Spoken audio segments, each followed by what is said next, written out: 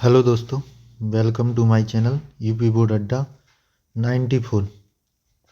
आप सभी का अपने यूट्यूब चैनल यूपी बोर्ड अड्डा 94 में स्वागत है। आज हम लोग कक्षा 12 की चैप्टर 4 विचारक विश्वास और इमारतें कक्षा 12 के चौथे लेसन के बारे में चर्चा करेंगे और इसका कम समय में पूरे चैप्टर का रिवीजन करेंगे। चलिए क्लास की शुरुआत करते हैं और हम लोग चैप्टर की भी शुरुआत करते हैं। तो देखिए, सबसे पहले चैप्टर में है स्तूप। हेडिंग है स्तूप। तो स्तूप क्या है? तो स्तूप का शाब्दिक अर्थ होता है किसी वस्तु का ढेर, यानी स्तूप जो होता है वो किसी वस्तु का ढेर होता है। स्तूप का विकास ही संभवतः मिट्टी के चबूतरे से हुआ, जिसका निर्माण मृतक की चिता के ऊपर अथवा मृतक की चुनी हुई अस्थियों के रखने के लिए किया जाता था। गौतम बुद्ध के जीवन की प्रमुख घटनाओं जन्म, संबोधि, धर्म चक्र परिवर्तन और निर्माण से संबंधित स्थानों पर भी स्तूपों का निर्माण हुआ है। ठीक है, तो ये बात हुई स्तूप की। देखिए, जिसमें सबसे प्रमुख स्तूप जो है वो है सांची का स्तूप। तो सांची भोपाल में एक जगह का नाम है, मतलब भोपाल यानी मध्य प्रदेश में एक जगह है भोपाल। भोपाल में सांची नाम जगह का नाम है और यह मध्य प्रदेश में स्थित है। कहाँ पर स्थित है? मध्य प्रदेश में। सांची में एक प्राचीन स्तूप है जो अपनी सुंदरता के लिए काफ़ी प्रसिद्ध है। मतलब सांची में एक स्तूप है जो अपनी सुंदरता के लिए काफ़ी प्रसिद्ध है। सांची का यह प्राचीन स्तूप महान सम्राट अशोक द्वारा बनवाया गया था। किसके द्वारा बनवाया गया था? अशोक के द्वारा बनवाया गया था। इस स्तूप का निर्माण कार्य 3वीं शताब्दी ईसा पूर्व से शुरू हुआ था। ठीक है, इसके बाद सांची के स्तूप का संरक्षण, मतलब किसने इसका रख रखाव किया, किसने इसका संरक्षण किया, इसके बारे में हम जानते हैं। तो देखिए, 19वीं सदी के यूरोपियों में सांची के स्तूप को लेकर काफ़ी दिलचस्पी थी, क्योंकि सांची का स्तूप बेहद सुंदर एवं आकर्षक था। कैसा था? सुंदर भी था और आकर्षक था, क्योंकि फ्रांस के लोगों ने सांची के पूर्वी तोरण द्वार, जो कि काफ़ी सुंदर था, को फ्रांस के संग्रहालय में प्रदर्शित करने के लिए तोरण द्वार को फ्रांस ले जाने की मांग शाहजहां बेगम से की थी। मतलब उस समय जो हमारा मुगल साम्राज्य था शाहजहां, उससे मांग की कि भैया हम इसका तोरण द्वार कहाँ ले जाएंगे? फ्रांस ले जाना चाहते हैं। ऐसी ही कोशिश अंग्रेज लोगों ने भी की, लेकिन बेगम ने नहीं चाहती थी कि सांची का स्तूप या तोरण द्वार कहीं और जाए। तो बेगम ने अंग्रेजों को और फ्रांसीसियों को बेहद सावधानी पूर्वक तरीके से बनाई गई एक प्लास्टर प्रतिकृति, मतलब जिसे हम कहते हैं फोटोकॉपी, थमा दी और वे संतुष्ट हो गई। भोपाल की बेगमों का स्तूप के संरक्षण में बेहद योगदान रहा। यानी जो शाहजहां बेगम थी, सॉरी माफ़ करें, ये शाहजहां वो नहीं थे जो मुगल साम्राज्य थी, एक शाहजहां बेगम थी और सुल्तान जहां बेगम ने स्तूप के संरक्षण के लिए बहुत से कार्य किए और रख रखाव के लिए धन दान भी दिया। किसने? शाहजहां बेगम ने। आगे बढ़ते हैं। संग्रहालय बनाने के लिए दान दिया। जॉन मार्शल ने बहुत सी पुस्तकें लिखी और उनके प्रकाशन के लिए भी बेगमों ने दान दिया। जो भी पुस्तकें जॉन मार्शल ने लिखी, उसके प्रकाशन के लिए भी बेगमों ने क्या दिया? दान दिया। अब देखिए, ईसा पूर्व प्रथम सहस्त्रवादी, मतलब एक महत्वपूर्ण काल। तो यह काल विश्व के इतिहास में काफ़ी महत्वपूर्ण माना जाता था, क्योंकि इस काल में अनेक चिंतकों को उदय हुआ, जैसे बुद्ध, महावीर, प्लेटो, अरस्तु, सुकरात, खुनकस्की। इन सब विद्वानों ने जीवन के रहस्य को समझने की कोशिश की है।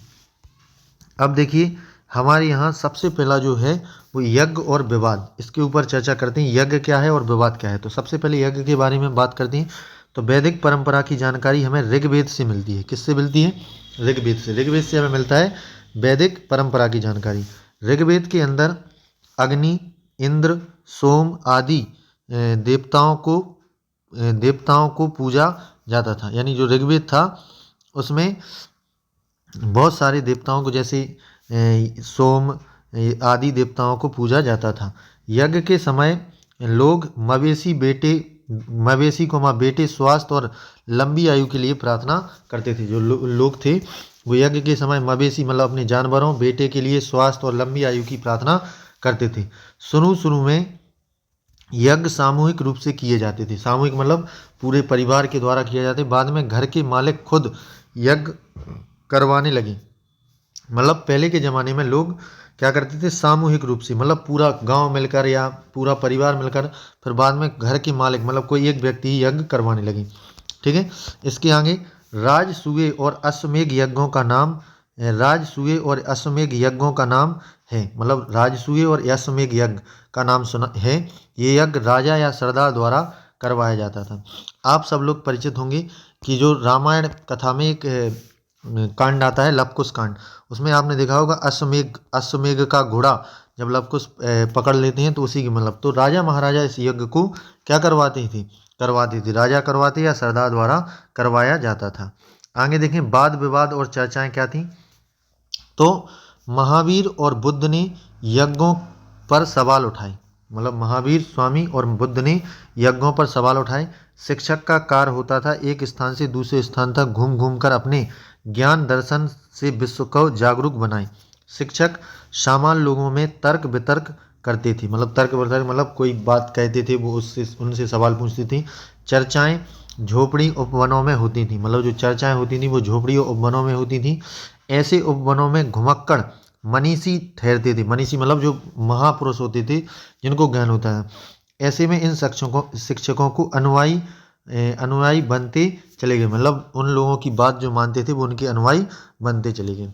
स्तूप कैसे बनाए गए, तो आप अब बात करेंगे अपन लोग कि स्तूप कैसे बनाए गए, क्वेश्चन है। तो स्तूप ज़्यादातर राजाओं द्वारा बनवाए जाते थे। बड़े बड़े राजा धन दान करते थे जिससे स्तूप बनाए जाते थे। बड़े बड़े शिल्पकार और व्यापारी लोग भी दान देते थे जिससे स्तूप बनाए जाते थे। कभी कभी गांव के साधारण महिला और पुरुष भी दान दिया करते थे जिससे स्तूप बनाने में आसानी होती थी। भिक्षु और भिक्षुनियाँ भी दान दिया करती थीं जिससे स्तूप बनाए जाते थे। इससे यह पता चलता है कि ज़्यादातर स्तूप दान द्वारा ही बनवाए गए हैं। जितने भी स्तूप बनाए गए अधिकतर स्तूप दान द्वारा बनाए गए हैं। अब देखिए स्तूप की संरचना मतलब स्तूप की बनावट कैसी थी।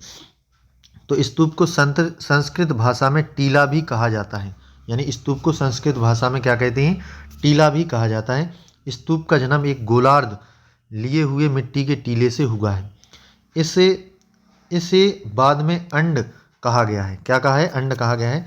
धीरे धीरे इसकी बनावट में बदलाव होने लगा। अंड के ऊपर एक हर्मिका होती थी। यानी इस तरीके का एक स्तूप अंडा सा होता था, इधर ऊपर एक क्या होती थी, हर्मिका भी होती थी। यह छज्जे जैसा ढांचा देवताओं का घर समझा जाता था। यानी जो छज्जे जैसा ढांचा होता था उसको देवताओं का घर कहा जाता था। हर्मिका से एक मस्तूल निकलता था जिसे यष्टि कहते थे। यानी हर्मिका से एक मस्तूल निकलता था जिसे यष्टि कहते थे, जिस पर अक्सर एक छतरी लगी होती थी। मतलब छत्र सा ऊपर लगा होता था।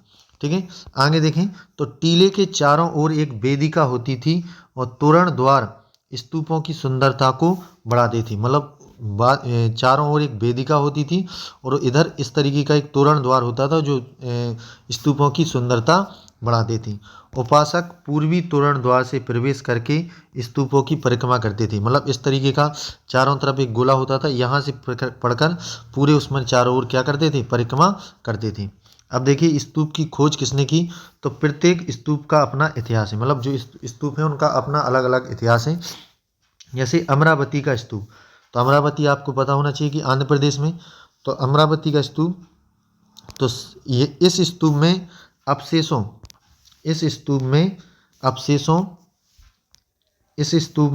अवशेषों के रूप में मूर्तियां पत्थर मिले जो कि बाद में अलग अलग जगह ले गए हैं। मतलब इसमें मूर्तियां भी मिली हैं, पत्थर भी मिले हैं जो बाद में अलग अलग जगह पहुंचे गए हैं। ये बंगाल, मद्रास, लंदन, इनके जो वो थे वो कहाँ बंगाल, मद्रास, लंदन पहुंचाए गए। अंग्रेज अफसरों ने के बागों में अमरावती की मूर्तियां पाई गई हैं। मतलब जो अंग्रेजी अफसर थे उनके बागों में अमरावती की मूर्तियां पाई गई हैं। एक अच्छा इंसान, तो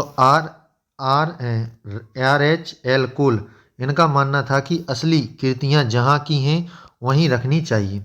सांची का स्तूप बच गया जबकि अमरावती का स्तूप नहीं बच पाया। क्योंकि सांची के स्तूप में उसकी रखवाली के लिए बेगम थी, शाहजहाँ बेगम ने की थी, लेकिन अमरावती का स्तूप नहीं बच पाया था, ये नष्ट हो गया था। तो अमरावती का स्तूप नष्ट क्यों हुआ, तो सबसे इसका प्रमुख कारण क्या है, तो सबसे पहले हम देखते हैं अमरावती का स्तूप सांची के स्तूप के जैसा ही एक सुंदर स्तूप था। अमरावती का स्तूप आंध्र प्रदेश में था। 1854 में आंध्र प्रदेश के कमिश्नर ने अमरावती की यात्रा की। उन्होंने वहां जाकर बहुत से पत्थर और मूर्तियां जमा की और उन्हें मद्रास ले गए। उन्होंने बताया कि अमरावती का स्तूप बौद्धों का सबसे शानदार स्तूप था। यानी जो कमिश्नर थे उन्होंने बताया कि अमरावती स्तूप बौद्धों का सबसे शानदार स्तूप था। 1850 में अमरावती के पत्थर अलग अलग जगहों पर ले जाए जा रहे थे। कुछ पत्थर कलकत्ता में एशियाटिक सोसाइटी ऑफ बंगाल पहुंचे, जबकि कुछ पत्थर मद्रास पहुंचे, जबकि कुछ पत्थर लंदन पहुंचे। कई मूर्तियों को अंग्रेजी अफसरों ने अपने बागों में लगवाया। हर नया अधिकारी अमरावती से मूर्ति उठाकर ले जाता था और कहता था कि हमसे पहले भी अधिकारी मूर्ति लेकर गए हैं, हमें मत रोको। मतलब एक एक करके जो भी अधिकारी आता था वो मूर्तियां ले जाता था और कहता था कि भैया हमसे पहले भी और लोग ले गए, उनको कहाँ नहीं रोके तुमने। तो इस वजह से और भी लोग हर अधिकारी अपने साथ मूर्ति लेकर चला जाता था। ठीक है, तो ये बात हमने देखी अमरावती का नष्ट होने की, अमरावती जो स्तूप है उसको नष्ट कैसे हुआ।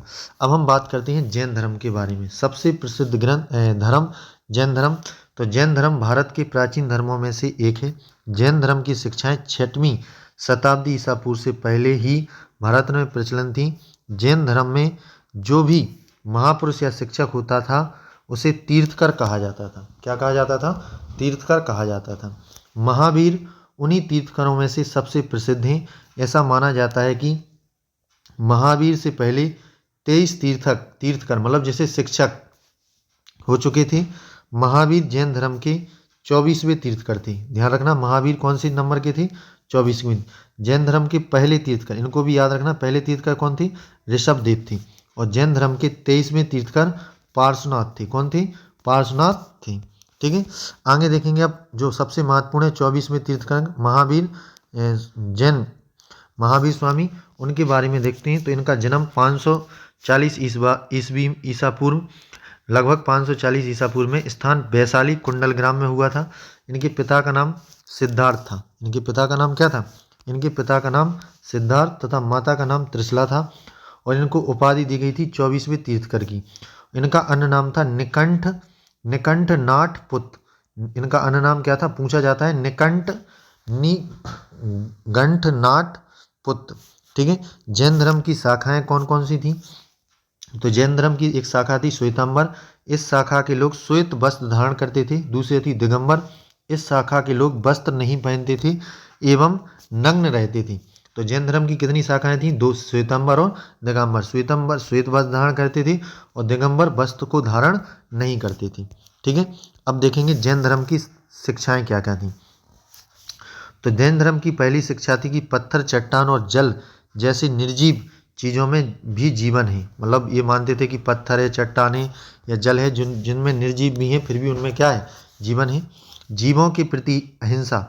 जैन धर्म की शिक्षा है कि हमें जीवों के साथ किसी भी प्रकार की हिंसा नहीं करनी चाहिए, खासकर इंसानों, जानवरों, पेड़ पौधों और कीड़े मकोड़ों को नहीं मारना चाहिए।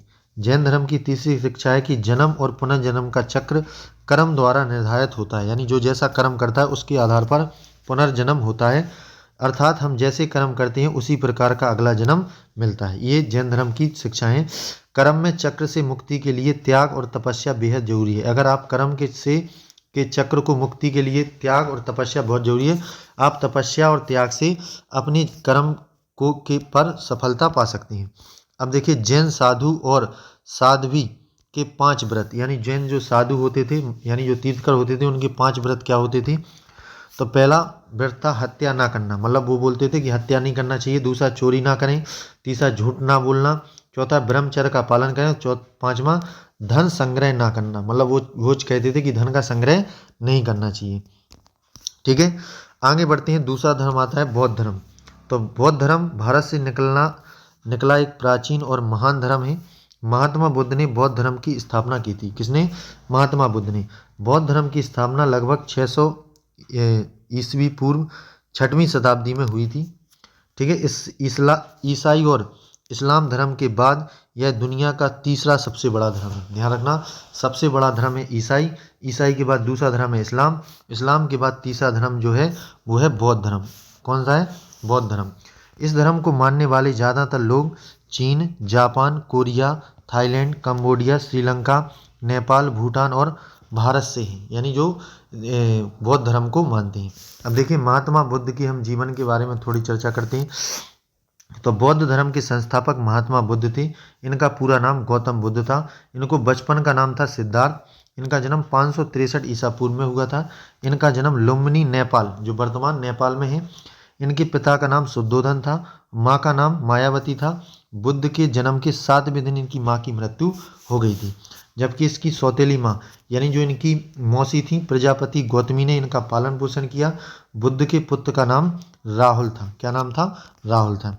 बुद्ध द्वारा देखे गए 4 दृश्य आप सबने देखा होगा, एक बूढ़ा व्यक्ति, एक बीमार व्यक्ति, एक लाश और एक सन्यासी। इन चारों के देखने के बाद इन्होंने अपना जो राजा का पद था उसको त्याग दिया था और ये फिर एक ऋषि मुनि बन गए थे। ठीक है, बौद्ध धर्म की शिक्षाएं क्या क्या हैं? तो देखिए बौद्ध धर्म की शिक्षाएं त्रिपिटक में संकलित हैं, यानी त्रिपिटक। त्रिपिटक को 3 टोकरियां भी कहा जाता है। त्रिपिटक में कौन कौन सी? एक तो सुत्त पिटक, दूसरा विनय पिटक और तीसरा अभिधम्म पिटक है। घोर तपस्या और विषयासक्ति के बीच मध्य मार्ग अपनाकर मनुष्य दुनिया के दुखों से मुक्ति पा सकता है। भगवान का होना अप्रासंगिक है। इनका मतलब है कि भगवान का होना अप्रासंगिक है। यह दुनिया अनित्य है और लगातार बदलती रहती है। इस दुनिया में कुछ भी स्थायी नहीं है, मतलब ऐसा कोई नहीं है जो हमेशा इस दुनिया में रहेगा। समाज का निर्माण इंसान ने किया है। ये बौद्ध धर्म में बुद्ध की शिक्षा है। बुद्ध, तुम सब अपने लिए खुद ही ज्योति बनो, क्योंकि तुम्हें खुद ही अपनी मुक्ति का रास्ता ढूंढना है। मतलब किसी दूसरे के ऊपर निर्भर नहीं रहो, तुम खुद अपना रास्ता ढूंढो। ठीक है, इसके बाद इस दुनिया में दुख ही दुख है और दुख का कारण है इच्छा, लोभ और लालच। यानी इन्होंने बताया कि दुख का कारण क्या है? इच्छा, लोभ और लालच। यानी लोगों की ना तो कभी इच्छा पूरी होती, ना लोभ पूरा होता है, ना कभी लालच पूरी होती है। बौद्ध धर्म की परंपराएं, तो बौद्ध धर्म भी 2 भागों में बटा था, एक महायान और एक हीनयान। बुद्ध को भगवान समझना, जो महायान थे वो बुद्ध को भगवान समझते थे, जो हीनयान थे वो बुद्ध को इंसान समझते थे। बौद्ध धर्म तेजी से क्यों फैल गया? तो इसमें बौद्ध धर्म बहुत साधारण था। इससे जाति प्रथा नहीं थी, कोई भी इसे आसानी से अपना सकता था। सबके साथ समान व्यवहार किया जाता था। ऊंच नीच का भेदभाव ना था। वर्ण व्यवस्था पर हमला किया और ब्राह्मणीय नियमों का विरोध किया। महिलाओं को भी संघ में शामिल किया जाने लगा। महिलाओं को पुरुषों के जितने अधिकार दिए गए। बौद्ध धर्म उदार एवं लोकतांत्रिक था। ईश्वर आत्मा के अस्तित्व को नहीं माना। बौद्ध संघ में के नियम ज़्यादा कठोर नहीं थे। कठोर तप का विरोध करके मध्यम मार्ग अपनाने की बात की गई थी। इसलिए बौद्ध धर्म क्या हो गया था? जल्दी तेजी से फैल गया था। अब पौराणिक हिंदू धर्म का उदय, यानी जो पुराना हिंदू धर्म है उसका उदय कैसे हुआ? तो देखेंगे तो हिंदू धर्म सबसे प्राचीन धर्म में से एक है। इसमें वैष्णव और शैव परंपरा शामिल है। वैष्णव जो विष्णु भगवान को मुख्य देवता मानते थे, शैव जो शिव भगवान को मुख्य देवता मानते थे। वैष्णववाद में कई अवतारों को महत्व दिया गया है। यानी वैष्णववाद में कई अवतारों का महत्व दिया गया है। ऐसा माना जाता है कि संसार में जब पाप बढ़ जाता है तो भगवान अलग अलग अवतारों में संसार की रक्षा करने के लिए आते हैं, ऐसा माना जाता है। इस परंपरा में 10 अवतारों की कल्पना की गई है। कितनी? कि 10 अवतार हुए हैं। मूर्ति पूजा की जाती थी। शिव भगवान को उनकी प्रतीक लिंग के रूप में दर्शाया जाता था। अब देखिए मंदिरों का निर्माण। तो हिंदू धर्म में मंदिरों का निर्माण, तो प्रारंभ में मंदिर एक चौकोर कमरे की तरह होते थे जिसे गर्भगृह कहा जाता था। इनमें एक दरवाज़ा होता था जिसमें पूजा करने के लिए अंदर जा सकते थे और मूर्ति की पूजा की जाती थी। फिर बाद के समय में गर्भगृह के ऊपर एक ढांचा बनाया जाने लगा जिसे शिखर कहा जाता है। आप देखते हैं कि जितने भी मंदिर होते हैं उनके ऊपर इस तरीके के मटके से बनाए जाते हैं, उन्हीं को हम कहते हैं शिखर। मंदिर के दीवारों पर चित्र उत्कीर्ण किए जाते थे। धीरे धीरे फिर धीरे धीरे मंदिरों को बनाए जाने वाले तरीके विकसित हो गए। अब मंदिरों में विशाल सभा स्थल, ऊंची दीवार बनाई जाने लगी है। अब प्रारंभ में कुछ मंदिरों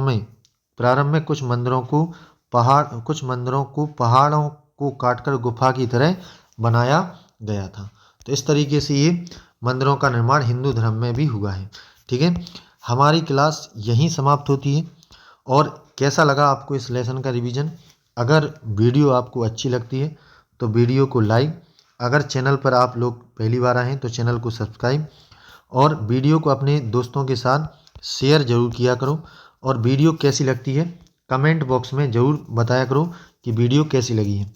और आप अगला नेक्स्ट किस टॉपिक की वीडियो चाहते हैं वो भी टॉपिक कमेंट बॉक्स में बता दिया कीजिए। तो इससे मैं उस पर भी ज़्यादा से ज़्यादा प्रयास करके कम से कम समय में उसकी वीडियो बनाने की कोशिश करूँगा। और बाकी आप लोगों को बता दें कि इससे आपको एग्ज़ाम में बहुत ज़्यादा हेल्प मिलेगी, क्योंकि आप देख रहे हैं काफ़ी छोटे समय में, कम समय में पूरे लेसन की जो भी इम्पोर्टेंट चीज़ें हैं उन सभी का हमने रिवीजन कर चुके हैं। ठीक है, जो भी इसमें चीज़ें होती हैं उनको बड़े आसानी से आसान शब्दों में पढ़ लिया करो। और अगर वीडियो में कोई गलती भी हो जाती है, कहीं कोई मिस्टेक हो जाती है, तो उसको भी कमेंट बॉक्स में बता दिया करो। बाकी वीडियो को यहीं समाप्त करते हैं। जय हिंद, जय भारत।